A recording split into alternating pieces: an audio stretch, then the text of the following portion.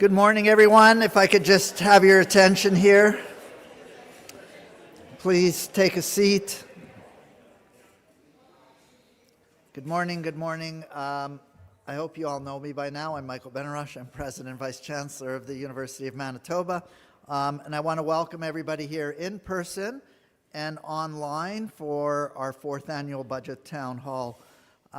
Begin with our land acknowledgement, and we're privileged to gather here on Treaty 1 lands in the traditional territory of the Anishinaabe, the Inuit, the Anishinaabe, Dakota Oyate, and the national homeland of the Red River Métis.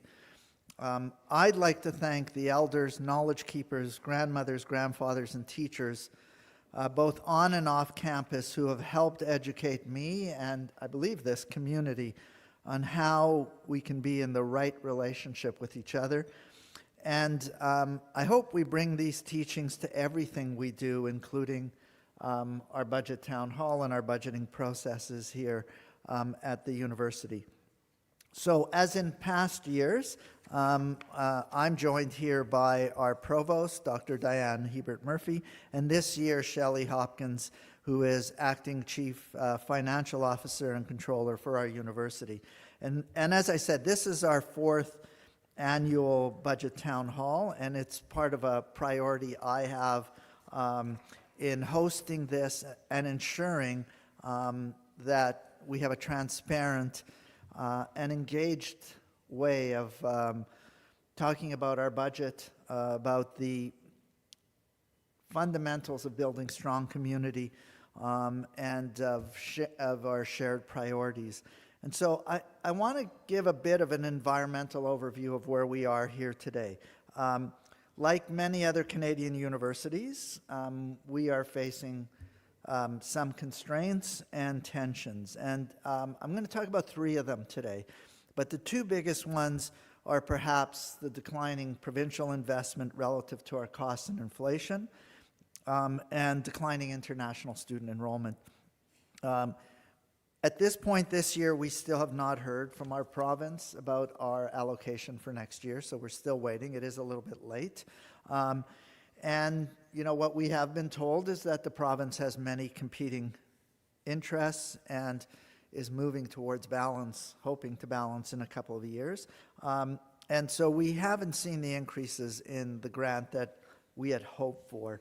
Our provincial funding for research remains amongst the lowest or the lowest in the country, and we're challenged to even have our province match funds from federal sources, in particular CFI funding, especially in this last round where we got significant funding, $54 million, through an initiative that we've been working on for a number of years.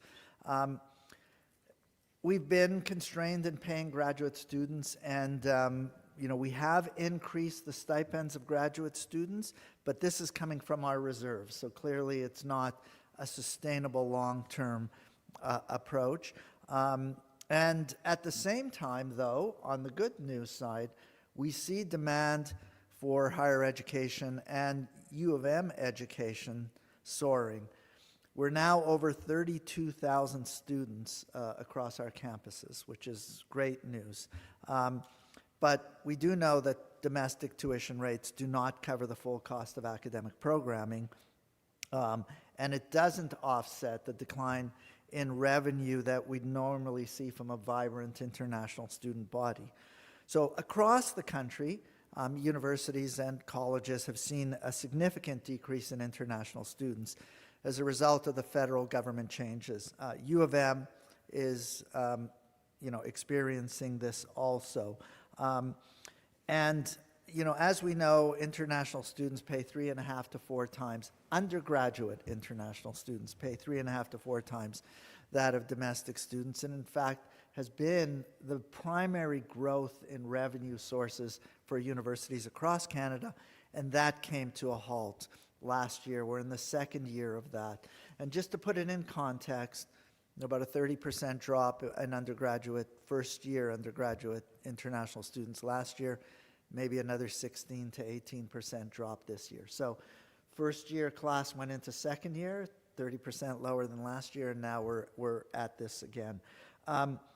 This has also impacted our graduate students, but not from a financial perspective. Graduate students are not paying, most graduate students, especially in the research programs, are not paying the higher tuition fees, but it's impacted the registration and enrollment in those programs. And so this is a challenge for us to continue to offer vibrant graduate programs. You know, I believe that going forward, we have to plan on a smaller international student body at our university. I don't think this is 1 or 2 years. This is going to continue into the future and may be permanent going forward. I don't know where the bottom of that is. You know, the drop this year is a little less than the drop last year, so maybe we're moving towards finding that bottom. But I do believe that moving forward, we need to plan for a university that has a higher proportion of domestic students relative to right now. The good news is our university, I believe, is in better financial shape than many of our peers, especially in Ontario, where they are really struggling and have been struggling for a number of reasons. The biggest challenge, I think, facing us moving forward, and we're going to talk more about this on campus, you're going to hear more about it over the next little while, is our significant capital deficit. When Diane and I go and speak to faculty councils, we almost always hear about a capital problem. We have 155 buildings, kind of a city's worth of infrastructure, and we receive little funding from the province to assist in maintaining those assets. And the need is huge, and it's accumulating. While it's not our biggest expenditure, that would be wages, infrastructure is one of our most significant expenditures. And so you'll see in today's presentation the beginning of bringing this much more forward in how we're considering our budget and how we're moving forward. And then I will invite you all in January to come to a presentation on our major capital plan.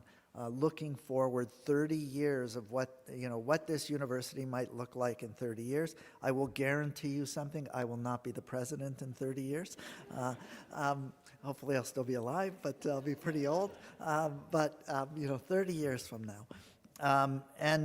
But before we do our budget presentation, I want to speak about something that I get a lot of questions about, and that's our surplus, and we saw the surplus this past year, and I often get questions about this. There's a Statistics Canada report that just came out this past week, and it looks at kind of comparisons across institutions for a whole bunch of different factors. And I will tell you that our surplus at U of M, which is about 5% of our operating surplus, about 5% of our total spend, is the average of the U15. It's in line with that. What we have done with the vast majority of the surplus is we've earmarked it to capital expenditures. In fact, we spent since 2017, I think it's around $250 million on capital.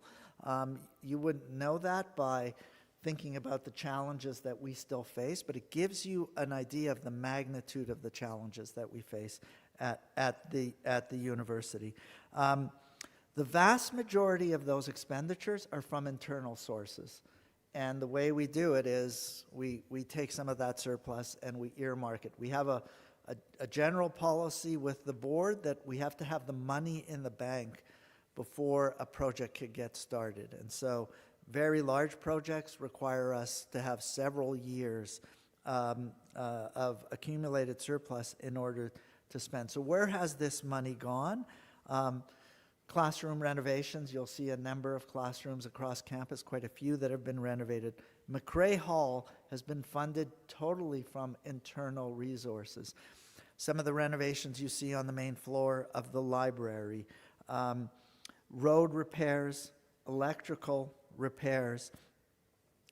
Without this internal funding, the pool would be closed permanently, and we wouldn't have the resources to be able to repair it. So, we've been trying to keep up as much as we can. The 30-year plan is going to require government to be a partner with us, and so it's something we're going to have to start to talk about. So I just wanted to put that as kind of a context.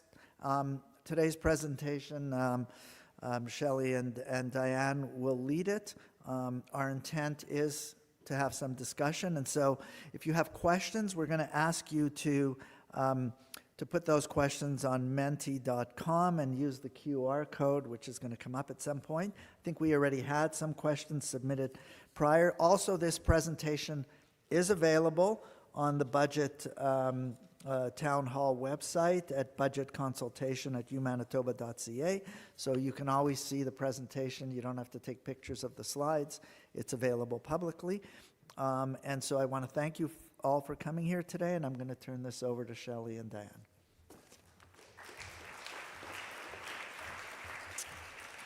Thanks, Michael, and good morning, everyone. Thanks so much for being here. Before we delve into the specifics of the budget, I'm just going to talk for a little bit about how we prioritize our resource allocation. As Michael said, we are in a time where across the country,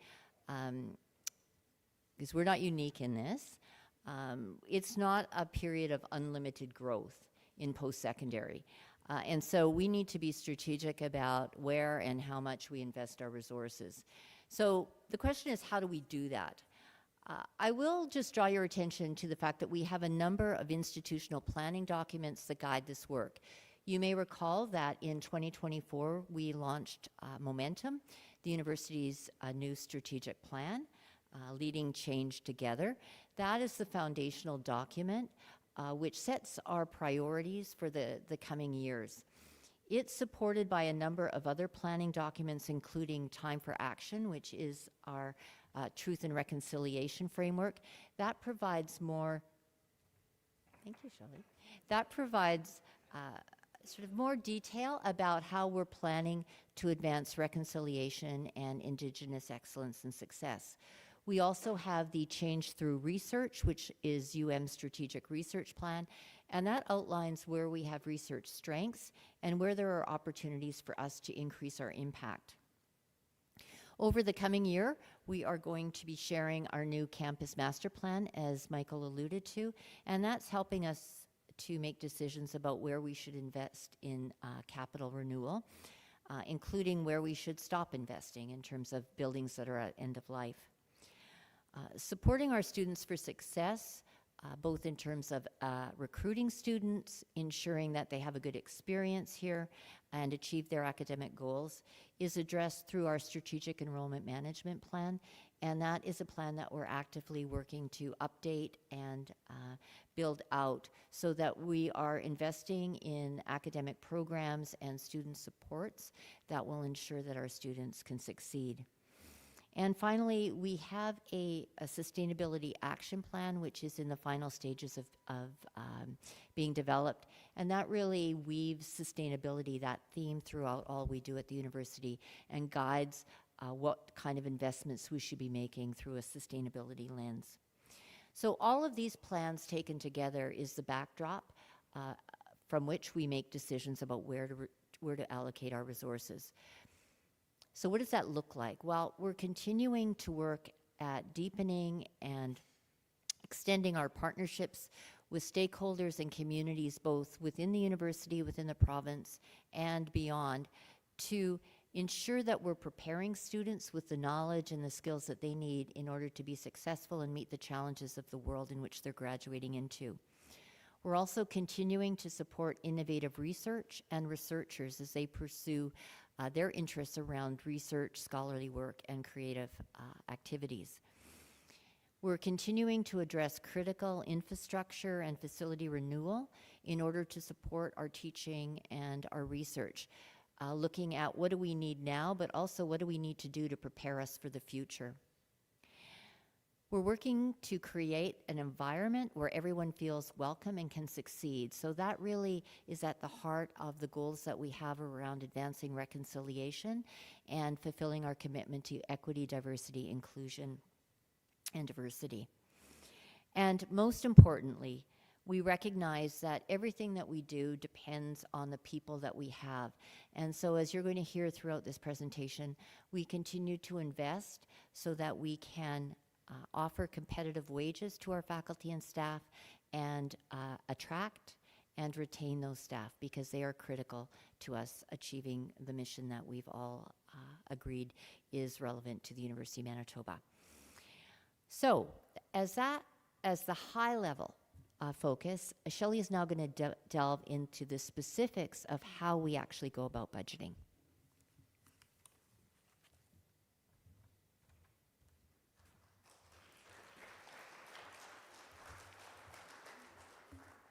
Don't clap now, we'll be back. Thanks, Diane. Oops, I should put my glasses on so I can see my notes. So in the next few slides, I'll provide you with some background as to the activities that we include in our budget, how we account for them, and how we plan the allocation of resources for both operating and capital priorities. So this pie chart provides a summary of what we call all revenue sources that comprise our all funds budget at the University of Manitoba. The Board of Governors approved a total 25-26 budget of $1.16 billion in May of 2025. The all funds budget includes revenue sources that fund both what we call operating and non-operating activities. Non-operating activities are shown in the yellow section of this chart. These activities are funded by revenues with external restrictions on what they may be used for. This includes sponsored research funding, special purpose and trust accounts, endowments, and capital funding. This makes up 27% of our budget. The outer ring shows the funding sources, and for the non-operating funding includes provincial and federal funding, as well as other revenue like gifts, donations, and income from endowment funds. These funds are provided for a specific purpose and need to be spent in accordance with the restrictions that have been placed upon them. The dark blue section of the chart is the portion of our budget that supports our operating activities and is about 73% of our budget. Operating activities are the academic and operational ancillary costs that are funded by revenues such as tuition and related fees, provincial government grants, investment income, and income from our ancillary services. This is the part of the budget that the university has control over, and the focus of today's presentation. Focusing more specifically on our operating revenue and expenses, which were the dark blue rings on the previous chart, U of M is required by law to plan a balanced budget on operating activities, meaning that our planned expenditures must not exceed our expected revenues. The left pie chart breaks down our operating revenue sources, which are for 25-26 are budgeted at $835 million, an increase of $16 million over the prior year budget. Our operating activities are mainly funded by a provincial grant and tuition revenue. The operating grant from the province is our largest funding source and making up 55% of our operating revenue. The grant is a block grant, meaning that there's no connection to enrollment. It's determined annually by the province and is usually last year's grant plus or minus a percentage. In the last couple of years, they've also increased our grant to cover the cost of specific program expansions in healthcare-related fields of study. The second largest source of operating revenue comes from tuition, which represents 31% of our operating revenue.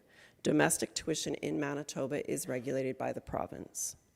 Tuition and operating grant make up 86% of our operating revenue. The pie chart on the right shows the breakdown of our operating expenditures. The majority of our expenses, as Diane mentioned, relate to people, with salary and benefit costs making up 77% of our operating expenses. The remaining 23% is non-salary expenses like the cost of facilities maintenance, IT systems, library materials, financial supports for students, and other supplies.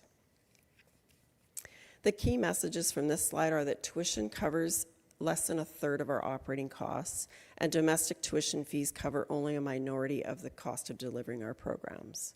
Government policy, both federal and provincial, has a significant impact on the university's resources, and salaries are a very significant component of our operating expenses. How do we allocate our resources? So the university employs a methodology referred to as a budget model to allocate our financial resources for annual operating activities. Units plan within the financial resources allocated to them, and all units are required to submit a balanced budget. Tuition revenue is allocated out to the faculties based on a set of drivers that are linked to enrollment. And the grant revenue forms a base in an academic unit's budget that is adjusted for the change in the grant each year. The deans then make decisions as to how to allocate the revenue within their faculty. From that revenue, the faculties also fund the central services that support units across our campuses. This includes centrally provided services such as finance, HR, libraries, IT, student affairs, research, and physical plant. Faculties and schools are the center of the budget model. Most of the revenue flows to them, and the deans have input into how central services are resourced. Resource allocation includes not only the ongoing costs such as wages and supply costs, but also consideration of any operating funds that may be directed to capital needs at both a unit and a university-wide level. Our budget planning cycle starts a year out, and we plan for a multi-year period, both on our operating and our capital needs. Recently, we've made improvements to better align planning for our capital finance needs with our operating budget process. The cycle for the university's budget starts each spring with the collection of data and preparation of our funding requests to government, and ends the following April or May with a board-approved budget. The budget process is coordinated centrally within each unit, preparing an operating budget and a capital budget plan based on their needs within the resources allocated to them. Consultation and committee review occurs within the process. So we have a central unit allocation committee that central units present their budgets to. This committee is made up of deans and vice presidents. Faculties and ancillary units present to the executive budget committee. And there's also consultation with the President's Budget Advisory Committee, faculty councils, student unions, this town hall is an example, and then university leadership councils. The capital planning process has been most recently aligned with the budget planning process. Units identify their priorities 3 to 5 years out in the winter. Capital committees review the submissions and prioritize them in the spring or summer with recommendations to the provost and vice president administration for approval and inclusion in unit budgets for the budget planning year. The timing of our budget process is dictated by our fiscal year and funding announcements from government. We typically take the budget to the board for approval in May. So with that, I will turn it over to Diane to take you through our 25-26 operating budget.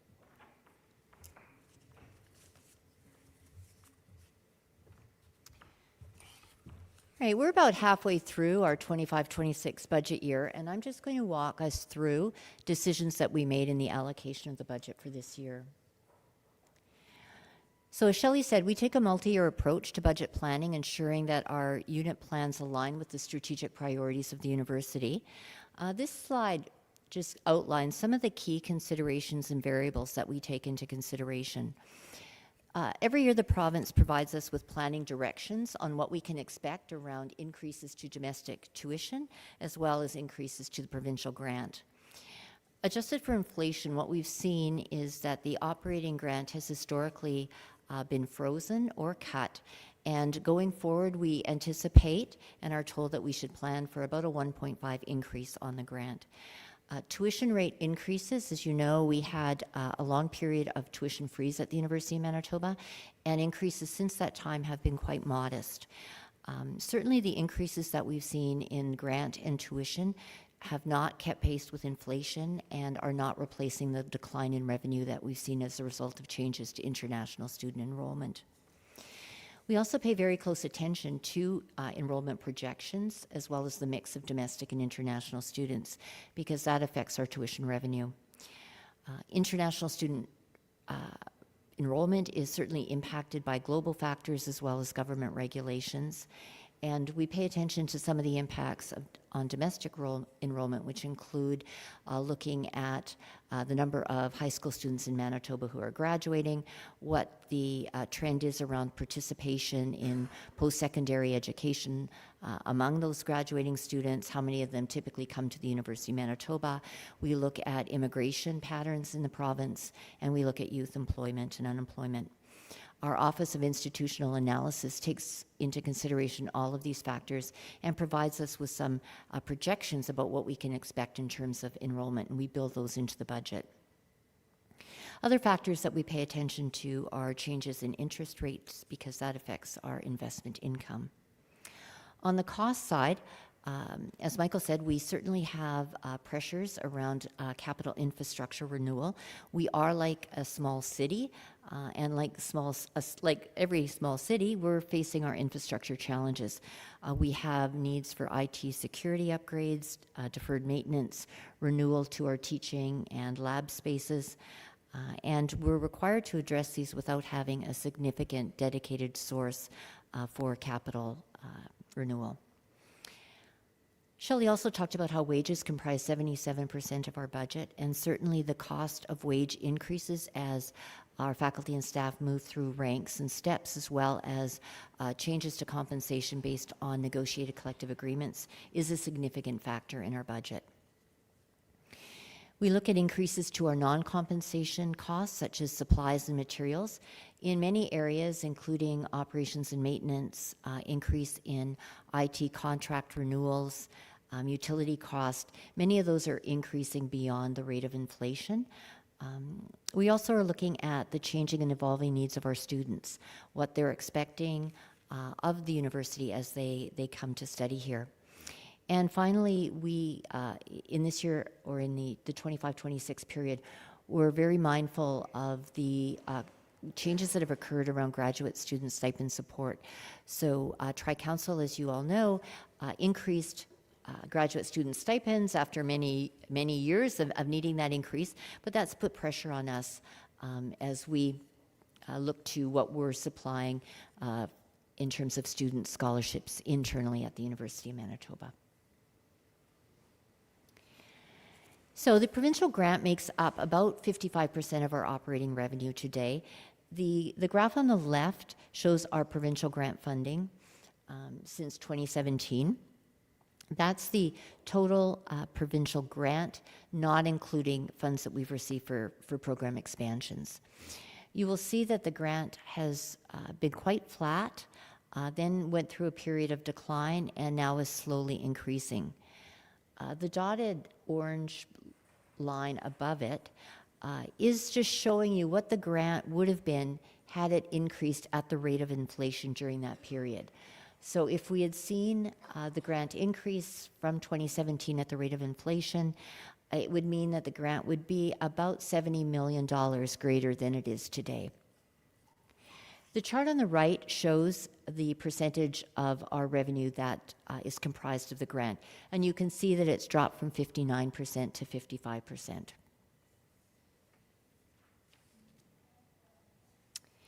Tuition fees are an important factor in planning our tuition revenue. Domestic tuition increases are regulated by the province.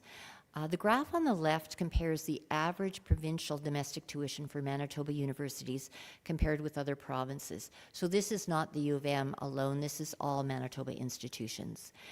And what you can see is that our average tuition in Manitoba is about 23% lower than the national average. So the orange bar is the Canadian national average, and you can see where we are in the yellow. Tuition fees help fund a portion of the cost of academic programs. However, the low tuition fees in Manitoba, coupled with reducing revenue from international students, has meant that whatever increases we see in tuition revenue, it's not covering the cost required to maintain our academic programs. We're sensitive to the fact that increases in tuition present challenges to students. But we think there's also a balance between low tuition rates and the reputation of quality education. We're certainly hearing that feedback from students. Low tuition is not necessarily linked to attracting students. In order to support students with tuition rate increases, we have been committed to reducing financial need as a barrier to study, while rewarding outstanding academic performance as we can. Just to put it into context, in 24-25, the university distributed over $90 million in student financial aids and awards. That's the equivalent to about 36% of our tuition budget. The graph on the right shows a comparison of our international student tuition fees compared to other provinces. And again, you can see that in Manitoba, our tuitions for international students is relatively low compared to other Canadian provinces. We have begun to increase international tuition at a higher rate than domestic in the last couple of years. However, that's not been enough to close the gap. This graph provides a summary of our actual and projected enrollment trends over a 6-year period. You can see that there is declining international students depicted in the yellow and increasing domestic students. And this is resulting in the U of M teaching more students with less tuition revenue from enrollment. International students pay about 4 times what domestic students pay, and we project that by 2028, with the introduction of the IRCC changes and those impacts on international student enrollment, that we are going to see a decline of over 2,000 international students compared to 2023-24. That's about a 31% decline. And just to put that in perspective, a 1% drop in international enrollment results in about a $1 million decline in tuition revenue. Domestic enrollment is continuing to increase, largely due to an increase in the 18 to 24 age cohort. This is expected to grow in Manitoba for at least the next 10 years. However, even with domestic enrollment increasing, with domestic students paying a quarter of the amount of tuition and international student pays, they're not offsetting the revenue lost from international students. And again, to put it in context, domestic students pay about a quarter of the cost of the education that they receive. So what we're projecting is that by 2028, we will be teaching over 1,400 more students compared to 23-24, with $6 million less revenue.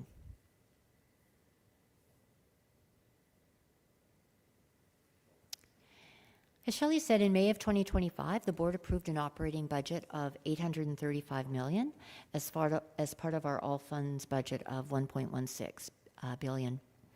That was a $16 million increase over 24-25. That increase is mainly due to the increase in the provincial grant and tuition.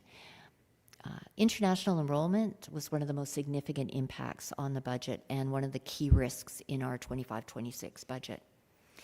Units were asked to plan strategies to manage within the budget, and what they were seeing was an increase in revenue, but it was not an increase that was sufficient to fund wage and inflationary increases.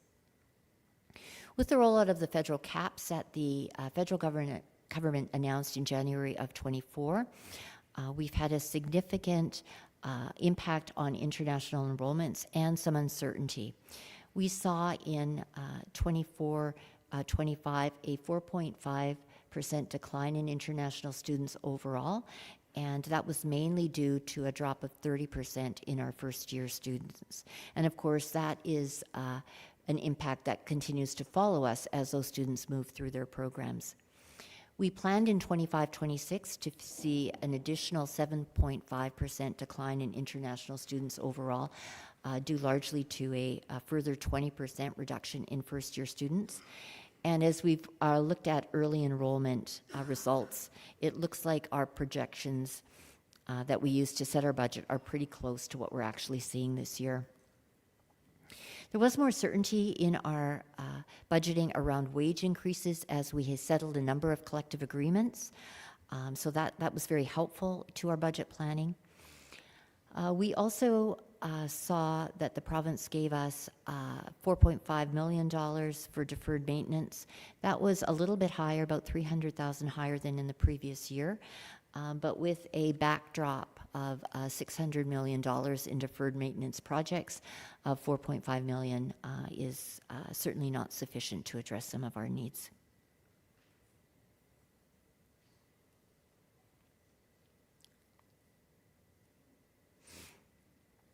So in 25-26, where did we decide to prioritize the allocation of resources?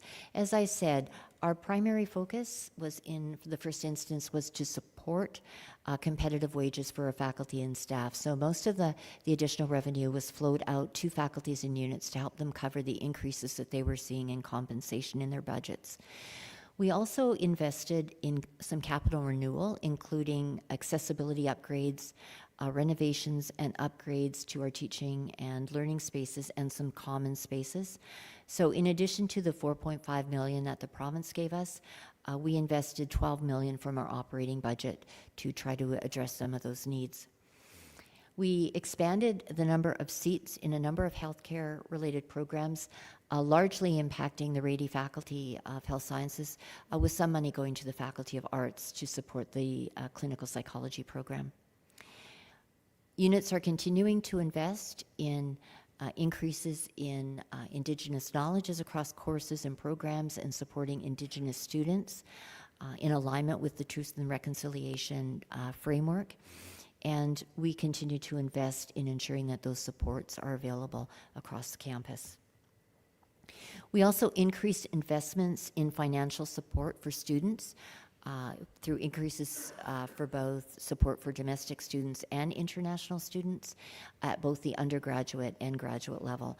And in particular, we made an increased investment in graduate student support this year. And we've increased internal research grant support and are continuing to honor a multi-year commitment to funding to support interdisciplinary team building grants. And finally, we had a pool of $2 million that was distributed out across the university to numerous units in support of projects that advance their strategic initiatives. This pie chart just shows a breakdown of where our 25-26 operating budget was invested by function. So you can see on the right, the majority of our expenditures goes directly into what's labeled here as instruction. That's essentially money that's flowed out to faculties to support academic programming.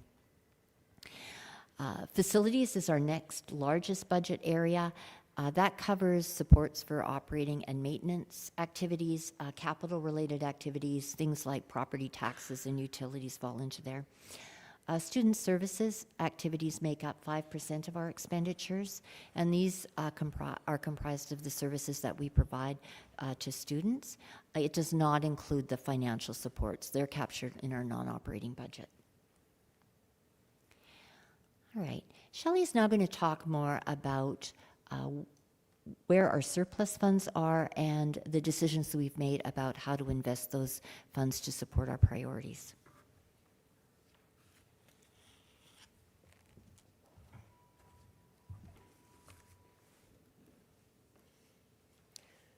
So as Michael talked about in his opening remarks, we have experienced a surplus in past years. So in a budget year when we don't spend all of our operating budget, this results in a surplus. Surplus occurs for many reasons. However, within units, it mainly results from vacant positions and the time it takes to hire. Centrally, a surplus has resulted in the past from reserves that we've had in our budget that we haven't had to utilize. And then for some years, we were conservative in our tuition assumptions, resulting in a tuition surplus at the end of the year.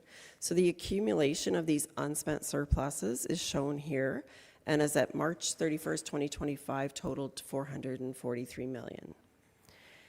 Accumulated operating surplus funds are held in carryover and provisions. These funds are in addition to our annual operating budget and have been set aside for use in the future.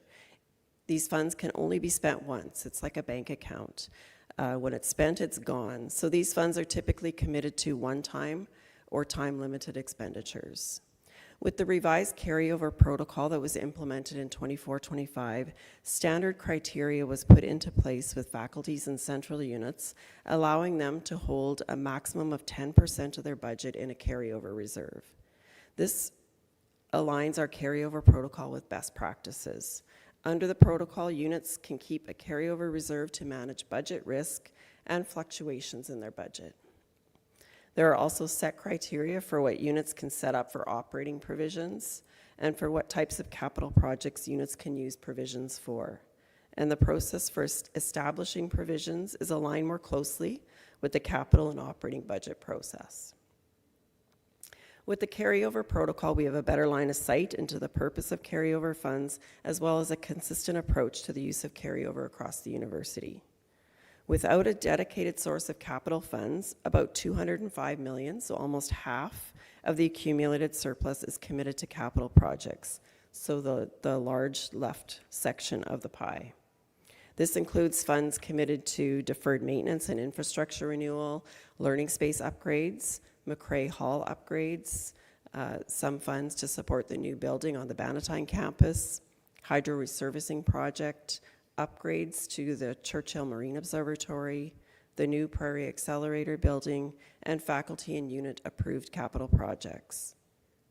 In addition to capital, the dark blue corner of the pie, $93.7 million, is in reserves. This is to mitigate against any unplanned financial risk. So what's included in here is a fiscal stabilization reserve for the university at $30 million. In addition to the carryover reserves that are held across all faculties and units, totaling $63.7 million. About half of the faculties and units at the end of 24-25 were at their 10% maximum reserve. 45.6 million, so the light blue section of the pie, are surplus funds that were committed to multi-year operating projects.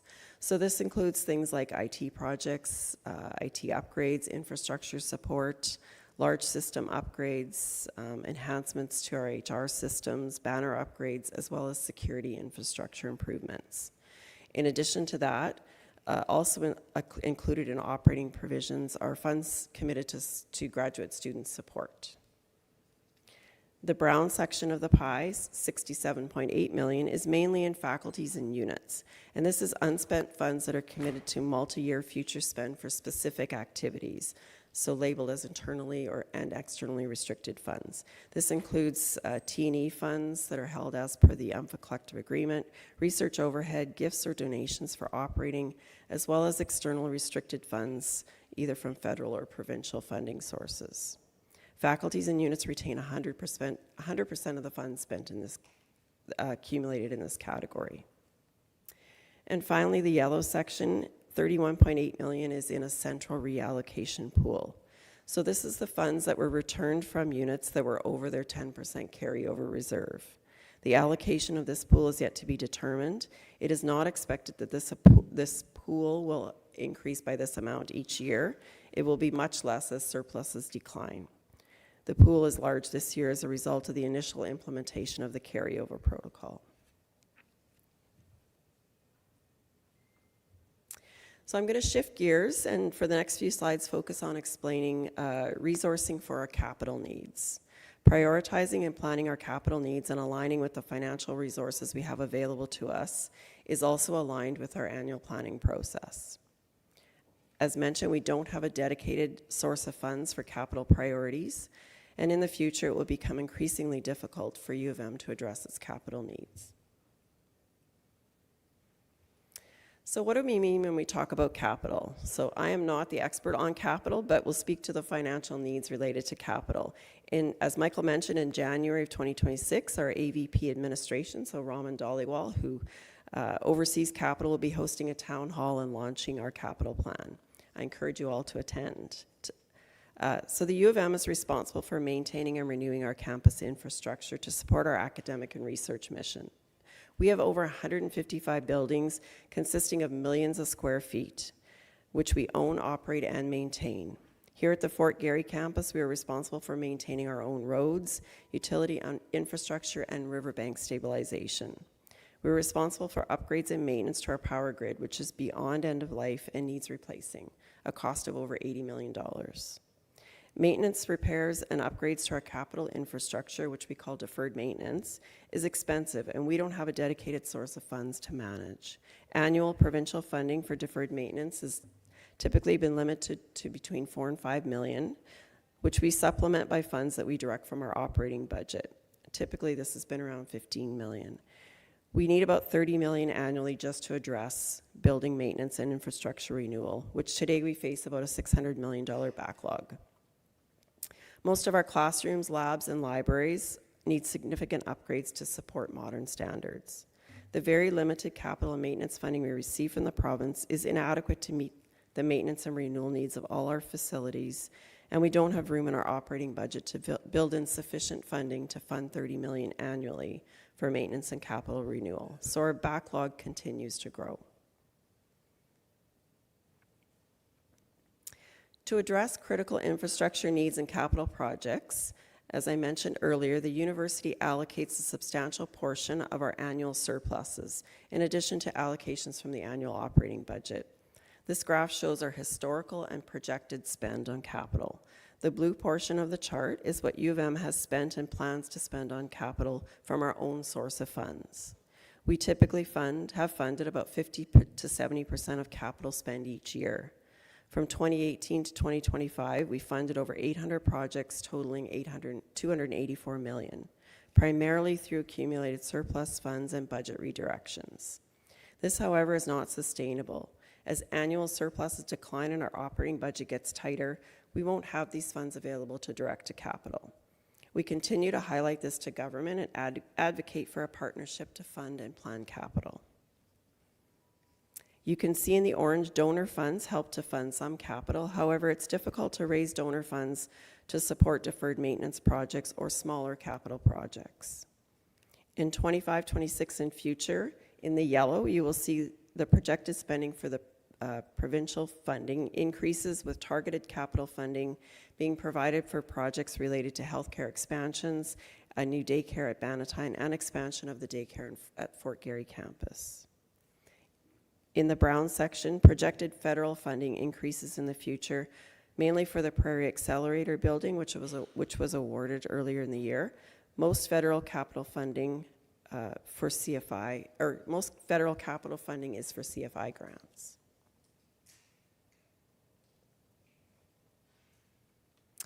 This is a summary of the major capital projects that are currently in progress at the university. These projects are in various stages of design and construction. Some are completing in the next few years and others will take several years. The total cost of the project is shown on this slide, and then in brackets is the funds that the university has committed towards the total project. Some projects are in partnership with federal and provincial governments or donors to fund. $153 million in University of Manitoba funds are committed to these projects. In addition to that, we have 47 deferred maintenance projects for $27 million and 15 learning space renewal projects ongoing for $16.8 million. The Prairie Accelerator building, which was a result of a large federal research award for vaccine and biomedical research and infrastructure. This was announced in the spring of 2024. Capital funding of $17.1 million was awarded to support building 2 floors for vaccine research. This will be a new building on campus, and to maximize the space of a new build and address outdated teaching labs, the university will add 3 floors to address much needed modern lab spaces. The U of M fully funded the McRae Hall upgrade. The pool is an emergency fix that we've redirected funds to. The new building at our Bannatyne campus is associated with the provincially approved program expansions, and like the Prairie Accelerator building, with limited real estate, instead of building only 2 floors that were funded by the province, the university is adding 3 additional floors to address other capital priorities on the Bannatyne campus. U of M is funding the additional floors through the redirection of operating surplus from expansions, federal funding, and donations. The hydro resurfacing project is a multi-year upgrade of our power grid. It's hard to get support from donors or provincial funding, so we've redirected a portion of the funds to make some upgrades and continue to seek provincial or federal funding. We have projects that are moving forward and will need to redirect funds in the future to complete, making it very difficult to advance critical capital needs beyond these projects. We have done a lot on our own to redirect funds to advance capital projects. However, despite these efforts, the sustainability of our capital funding model will be challenged by declining surpluses and increasing demands. Provincial partnership and additional funding are essential to advance priority projects and maintain our facilities. The first box on this slide shows our current active projects and the gap in funding that we still need to address. The hydro resurfacing project is a multi-year project with a shortfall in funds identified. For the Prairie Accelerator building, which was awarded through a federal grant, the provincial government has been asked to provide matching funds of $16.8 million. They have not yet committed to fund, which would leave the U of M to redirect funds. We should be investing $21 million annually for learning space renewals and reducing the $600 million deferred maintenance backlog. As part of the new, and the last box, as part of the new capital process, we now have one intake for capital needs for the entire university. And the Major Capital Projects Committee is currently ranking and prioritizing capital requests for projects over $1 million. There are about 19 projects the committee is reviewing, which total over $900 million. As examples provided here, our Defoe Library needs replacing, and the stabilization of riverbanks is ours to fund. Projects that we cannot fund on our own, and for some it's difficult to find donors. Provincial support is needed to advance. The university continues to refine its capital planning process, prioritizing projects based on institutional needs. Strategic alignment and advocacy remain central to securing the necessary support for future infrastructure investments. So I'll take a pause here and bring up the Menti code. We have about 5 more slides left, so just giving you an opportunity to get your questions in now if you'd like. And now I'll pass it back to Diane to finish up the presentation with a look ahead.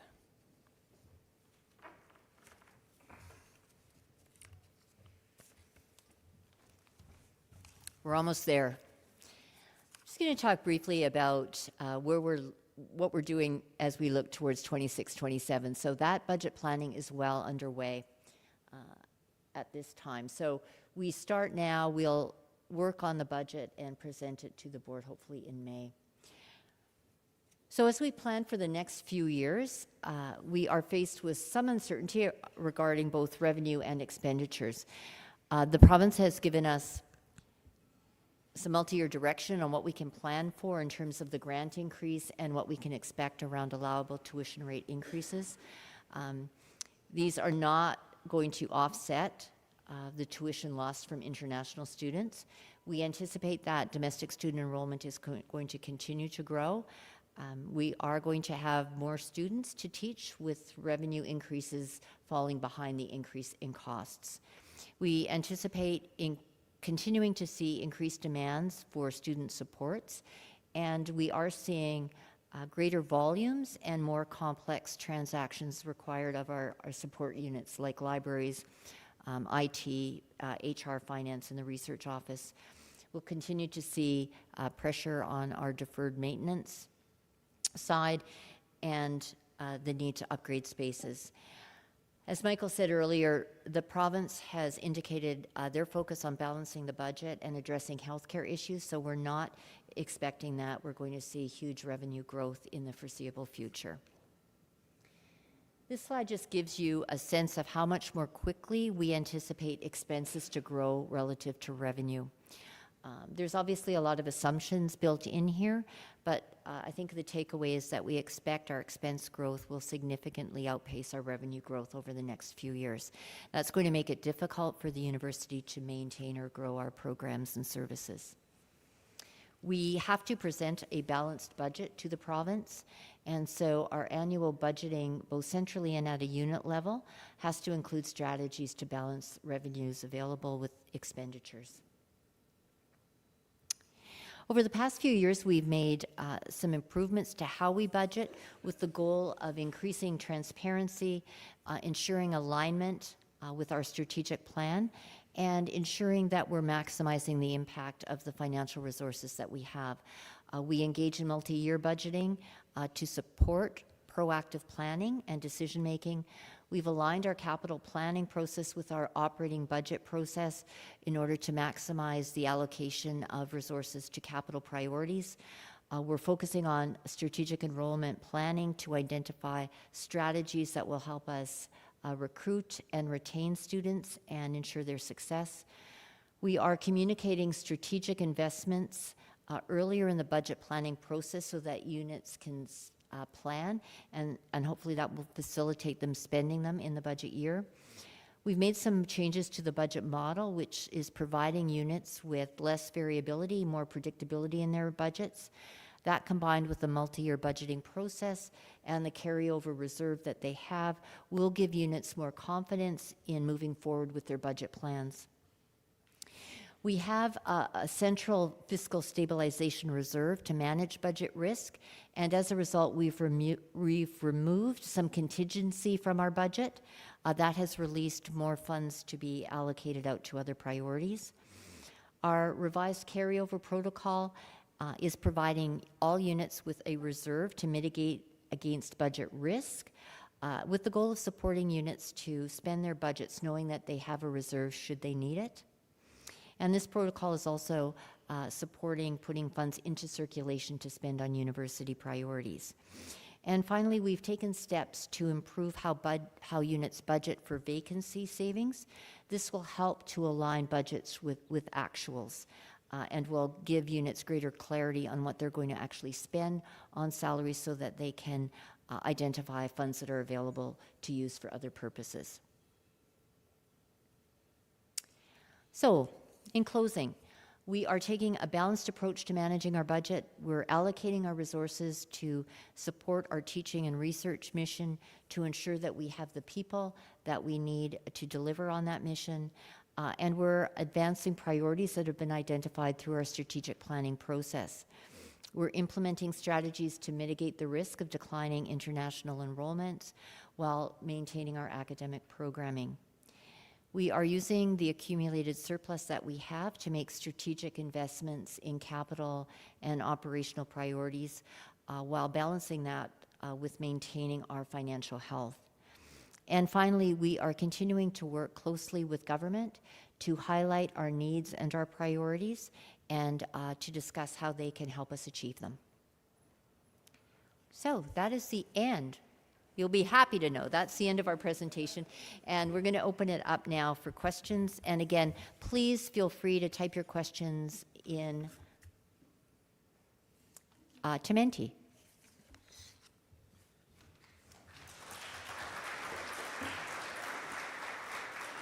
So as Diane said, either in the room or online, submit your questions through Menti. There's quite a few people, and we've got a virtual audience too. Greg Smith is going to be looking through those. Greg, do we have any questions? Yes, here we go. Yeah, we have a number of questions already, so since we're a little short on time, we'll roll a couple of them together. So the first one is, how do you identify and set the appropriate level of reserves for the U of M and then also for the faculties? Testing? Oh, good. I guess I can take that one. So we, and you'll see it in our annual financial report, so we have a few key ratios that we look at to monitor our financial health. So one is called a primary reserve ratio. And so in that, we compare ourselves against benchmark. So benchmark is about 140 days in reserves to be able to mitigate any kind of financial downturn or crisis. In our 2025 annual report, we report 197 days we have in reserves. But we really need about 300 million, but that's not 300 million that's just sitting there, waiting for a financial crisis. But that's 300 million that we would have available to us to pull together from various sources and redirect to be able to make our payroll or different things like that.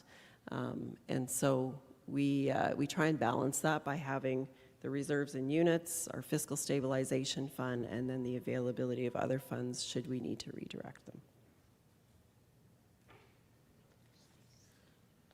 Okay, the next questions are around alternate funding sources. So first, what are the plans for donor engagement?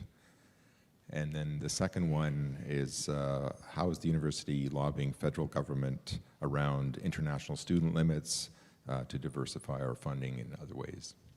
Thank you. So first of all, on fundraising, we're always fundraising. As Vanessa reminds me we're always in campaign, whether we're in campaign or not. I see Stephanie who's saying yes also. If you saw that chart with the contributions of donors to capital, you can see that it's relatively small, and that's an indication. Well, part of it is an indication of how big the capital needs are in the university. But in fact, I think around capital, certainly around classrooms, which are not quite as expensive, but when you're building a new building, donors are a small portion of that, and they can contribute. But most of that funding is coming either from our own source revenue or from one level of government or the other. And so, we're fundraising all the time, and certainly we're in discussions with donors. But I guess what I'm trying to say is, donations are not going to help us overcome the magnitude of our capital challenges. Around international students, that lobbying is continual, and a lot of it is happening at the U15 and the Universities Canada level. So just recently, the CEOs of both of those organizations appeared before government committees. There's constant lobbying taking place. We have talked to our Minister of Immigration here, Minister of Higher Education in Manitoba. I've had opportunities to sit, not with the current minister, federal minister, but certainly with Mark Miller. We've had opportunities to sit with deputy ministers through either the U15 or the Universities Canada table. That lobbying is continual. I would, however, say that the federal government has indicated that they're not going to increase the number of international students coming into Canada in the near future. A lot of that lobbying is around is more focused on simplifying the process so we can get the best applicants, and also around graduate students and reducing the barriers for graduate students to come to Canada. So that is continuing, and hopefully one day the federal government will wake up and see that they've taken the wrong path. But as I said in my comments, and you saw in that chart that Diane, I think it was Diane who spoke to it in terms of enrollments, I think we have to plan for a new scenario at universities where we rely less on international students for our revenue, and whatever that implies for us in terms of the budget, we're incorporating that. It wouldn't be responsible to kind of create a scenario where we're expecting more students who aren't going to show up here. And so we're planning it, and we've done it in a way to try to not have the U of M suddenly reach a point and say, oh my God, we need $50 million. The sky is falling and massive cuts have to come. We're trying to do this in a planned way, and so that we can mitigate the negative impact on our community. Okay, the next one may be a yes or no. Is the U of M the only post-secondary institution in Manitoba that is required by law to have a balanced budget? No, that's provincial legislation.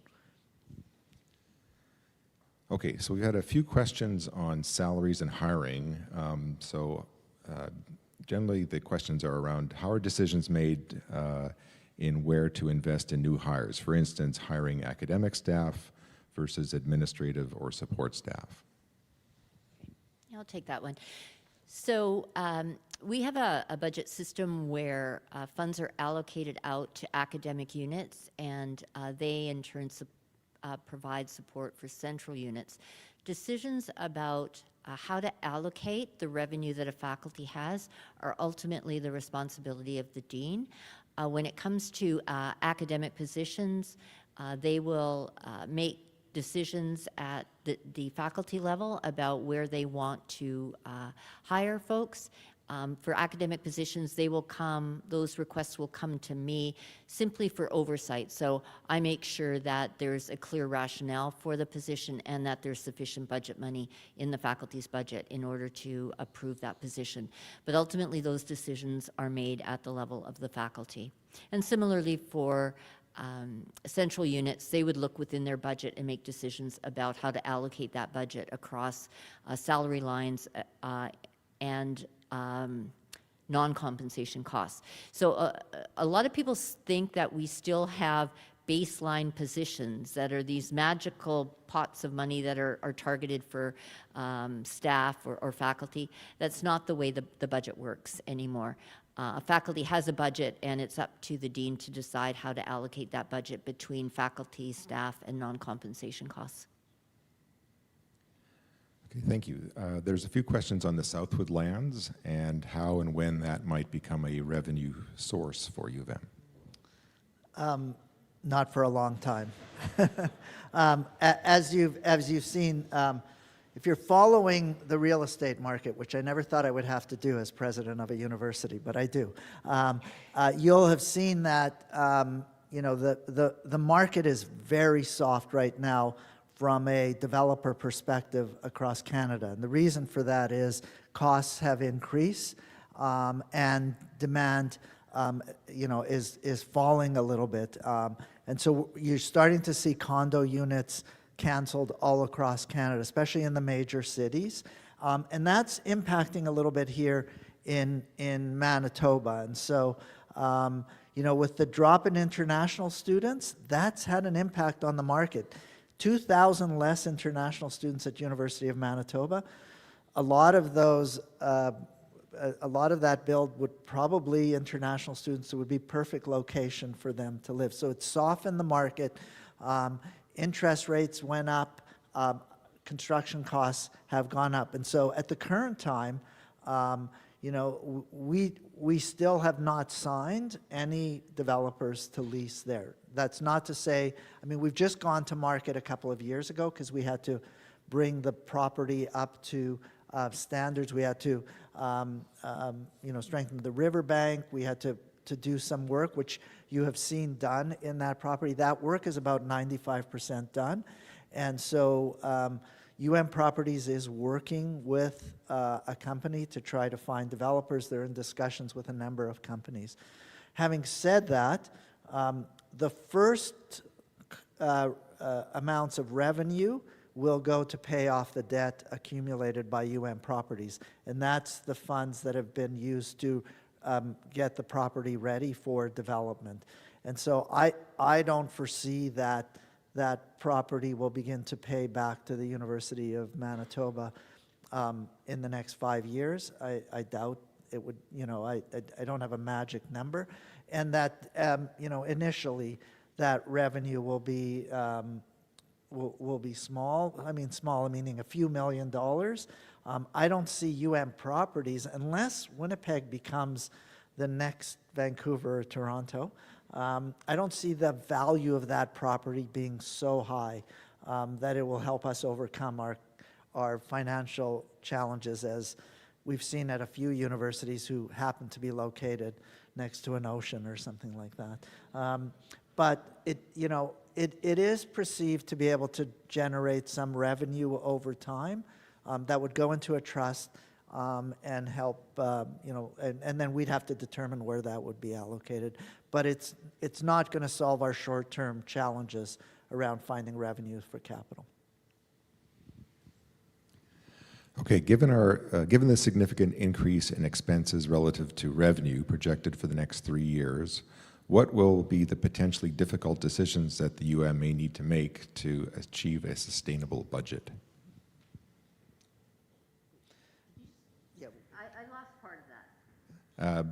What are the potential difficult decisions the university will have to make as we move into this tight budgeting? Okay, so I think moving forward, we're going to have to be careful in how we spend. Remember, we are starting from a situation where we had some surplus, so that's kind of the change, and we're starting to see that already in this year's budget, where the first quarter is at balance in operating compared to last year. So I think we have been working towards developing a budget structure which allows deans and other managers to feel secure enough to be able to know what their revenue is so that they can spend to revenue.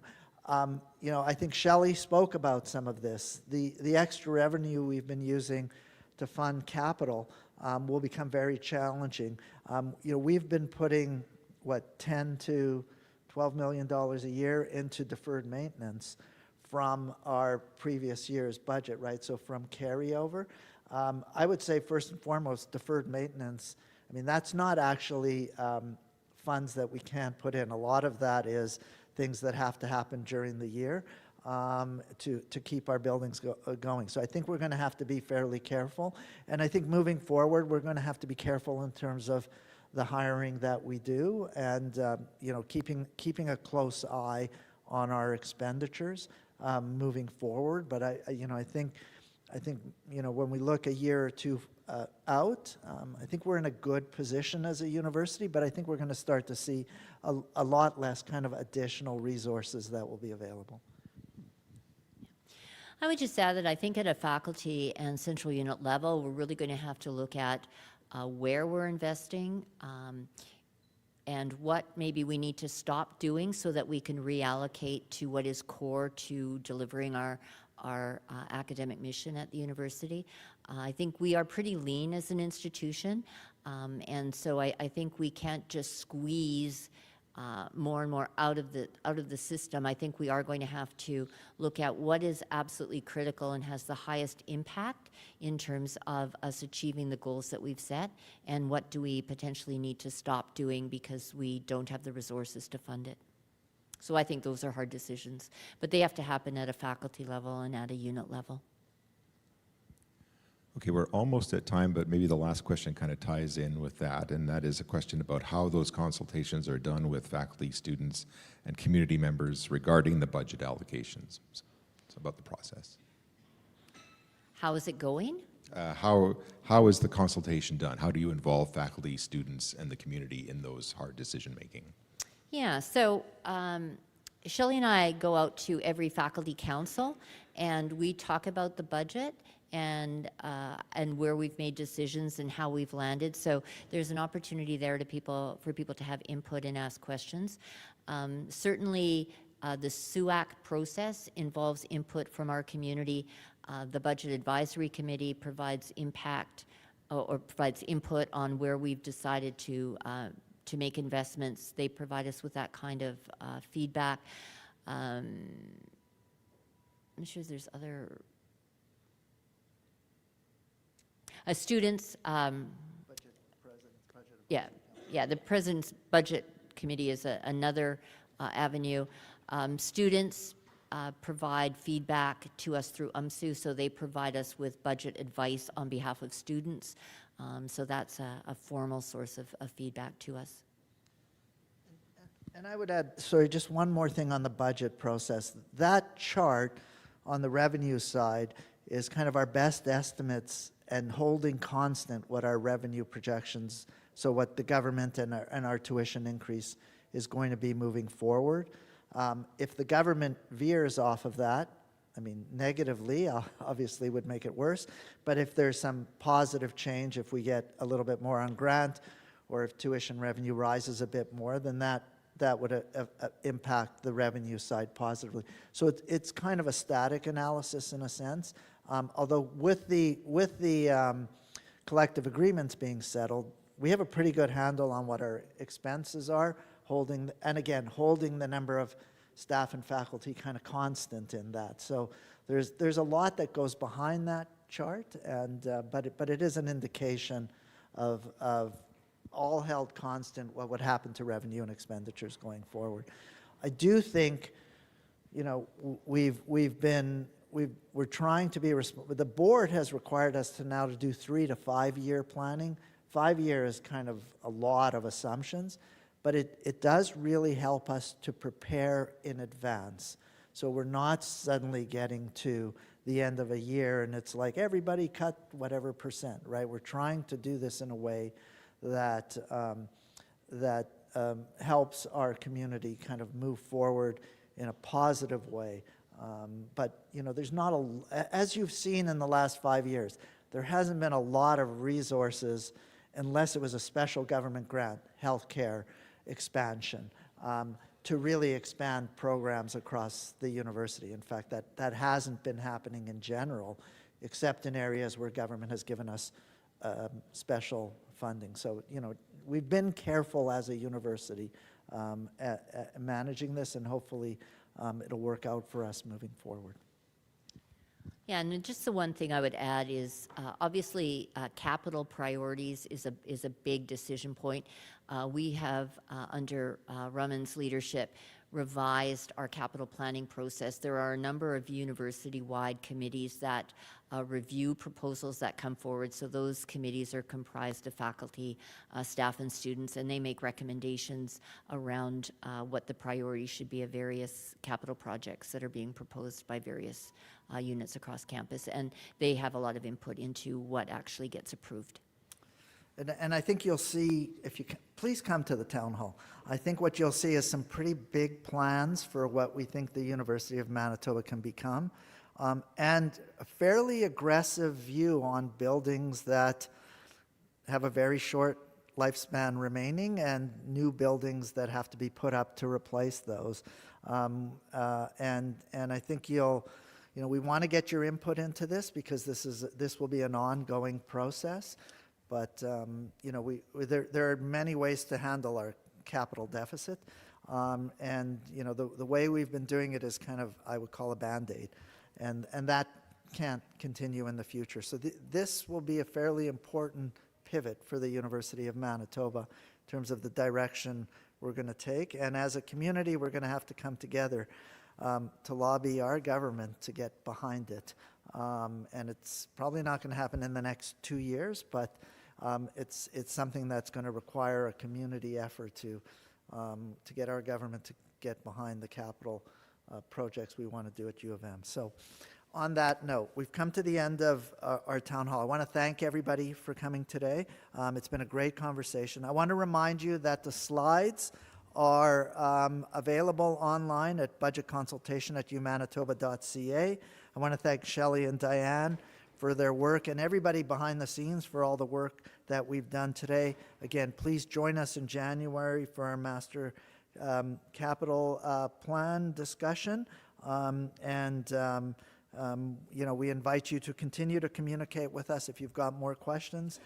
Thank you, and enjoy the rest of your day, and I hope you have a great weekend. Take care, everyone.